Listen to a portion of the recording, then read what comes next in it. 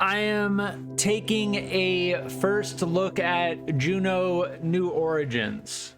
Having played Kerbal Space Program 1 and 2, I have some knowledge of games like this. The closest comparison to Juno New Origins being Kerbal Space Program. Let us begin.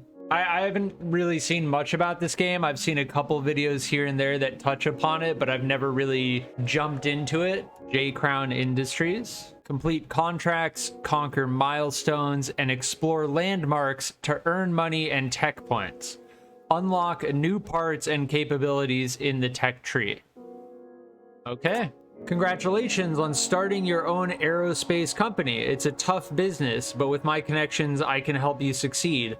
Please allow me to introduce myself. I am Algernon Fizzlebottom. That name. I have recently inherited my grandfather's research company, and I own many technology patents. I don't have time to chase the stars myself, so I've decided to offer incentives to new aerospace companies to help them get started. Let's go to the tech tree and see what I can offer you. Okay, tech tree. You can earn tech tree points by completing milestones and visiting landmarks. Welcome to the tech tree. Click on the Druidman side to see what technologies it contains, and then click unlock. This one won't cost any tech points, so it's a great bargain. The Druidman side. The max amount of druids that can be hired in the current sandbox. Druid. A mysterious being that resembles an earthling. They can be a bit fragile, but are great at exploring and piloting. You can put them into cockpits, cabins, or seats to control your crafts even when out of power. They have a price, so straight up, immediately, price tag on the life of a druid. Unlock 0 tech points. Ooh, satisfying. Fantastic. Now unlock Common Ground. It is also free. So these are very basic things. Okay, we're definitely gonna build rockets. We're gonna go backyard scientist. We get command disk gyro. The amount of volume in a command disk dedicated to store gyroscopes. So that's solid fuel type. This is our first motor. And we get a wing and new contracts. All right, let's unlock it. Open the career dialog. You can see your currently available funds at the top of the screen. Try to crash no further than 20 kilometers, but no closer than 500 meters from the launch pad. So interesting. Our first contract is to crash within a specific range. Very nice. Start the tutorial. Let's go.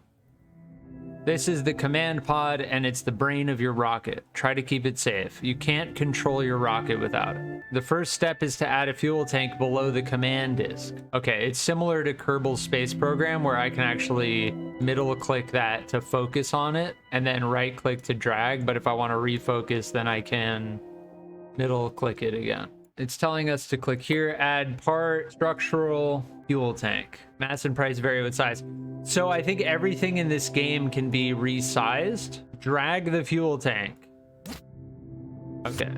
Click and drag. Resize the fuel tank to match the desired size.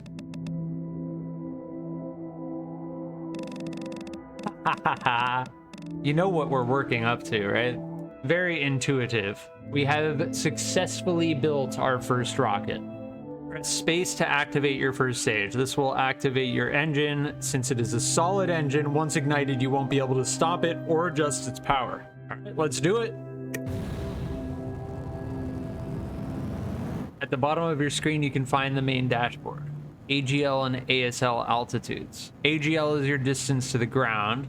ASL is your distance to sea level. You can use the nav sphere to change your rocket's heading. Okay. So we want to head east. Open the nav ball. Yes, we understand the nav ball. Oh, here we go. Switch to map mode. Ooh, interesting. We've exceeded 10 kilometers at this point. We're definitely not gonna make it into orbit. We have exceeded 30 kilometers. Very, very nice. Also, by the way, 160 frames per second right now. I am going to take this physics engine and take it to the limit and back. And I don't think I have any control over anything. Oh, I do. The gyroscopes in the command module are allowing us to change direction. All right, now it's starting to catch atmosphere again. I can tell because of the way it is. Oh, there are 2 orbiting bodies around Drew. Well, bam! Your craft exploded on impact. You have completed the contract vertical shot, and we just made $4,000. As far as I know, that was very clean. That felt very, very clean, that first launch. As far as I know, this game at least seems to have decent aerodynamics. We get interstage, which is an item that we can place, and new contracts. This rocket, as it stands, will not be able to get the job done. Okay, so it automatically puts it on that plane when I move it up and down. I keep trying to lift it up like in Kerbal Space Program, but the ground follows it. But that's okay. But what I'm trying to do is something like that, right? We can make it a little bit thicker here. Aha! That's what I'm looking for. We have a huge thrust to weight ratio. We don't need that much thrust to weight. And honestly, we can still rely just on one of these things. A 1.35 thrust to weight is actually very good. This should get us to where we want to go. Well, we want fins, right? Yeah, let's do something like that. Very nice. And we need to crash at least 30 kilometers away from the village.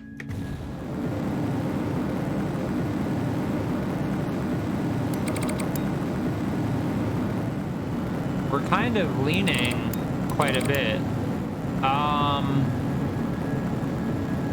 I think it's because our control module is not... Yeah, I can't control it.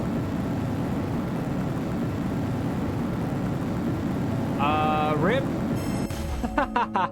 We broke the sound barrier. We completed tier 3 of Drew airspeed by exceeding Mach 1. This is what's wrong with our design. Simply, we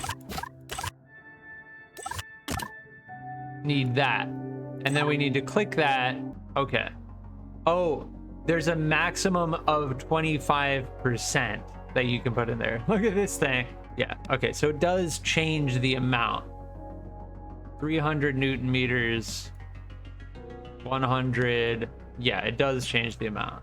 Okay, I should have looked at this number before I changed it. We've scaled up our rocket. All right, I can start turning a little bit. Yeah, I kind of like this heading thing. Very intuitive. I don't know if this engine has gimbaling. It doesn't feel like it. Definitely doesn't feel like it. So I'm gonna speed up time and see what happens. Increase warp speed. So it seems like the fastest we can go is 2x speed. And then warp speed can only be activated once you're outside of the atmosphere or grounded.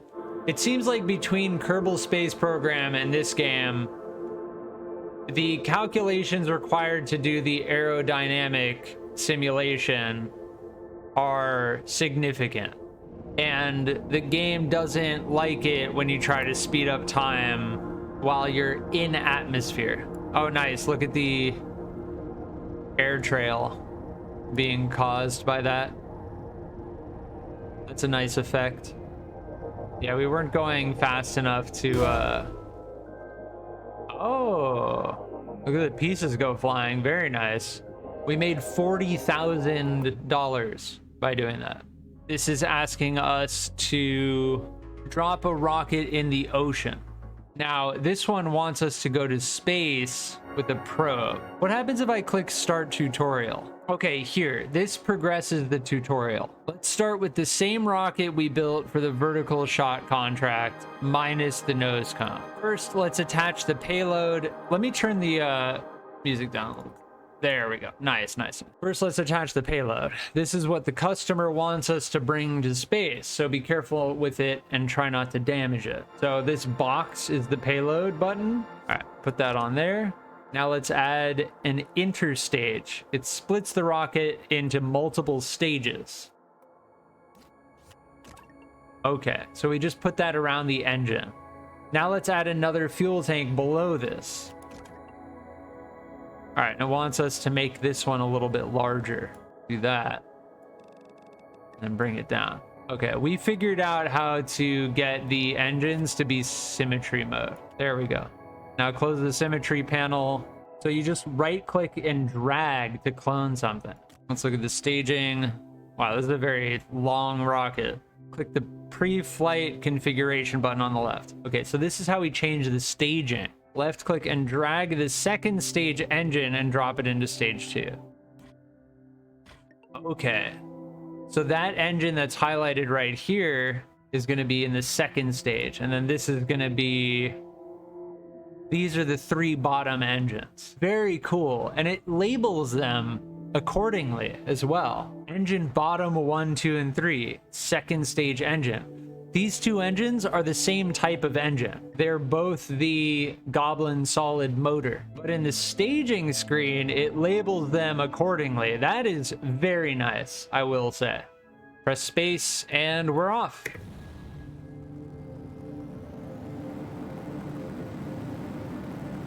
It's very cool how it tapers off though. How it slows down near the end. That's very cool. I will say, that's very cool. Okay, press space to activate your second stage. Haha! Now it's on you. Wait until the rocket goes higher than 80 kilometers and then stage again to expose the probe. I don't know how to see our apoapsis and periapsis. Ah, here we go. Our apoapsis is already almost 200 kilometers. That's the maximum height that we will reach. 188,000 meters. Expose the probe, I assume by pressing spacebar. There we go. We got it. The probe is exposed. And now we can end the flight and we have earned ourselves $40,000. I've absorbed a lot of information. Although I've played Kerbal Space Program 1 and 2, this does have different elements to it, different UI. Same fundamental concepts, obviously.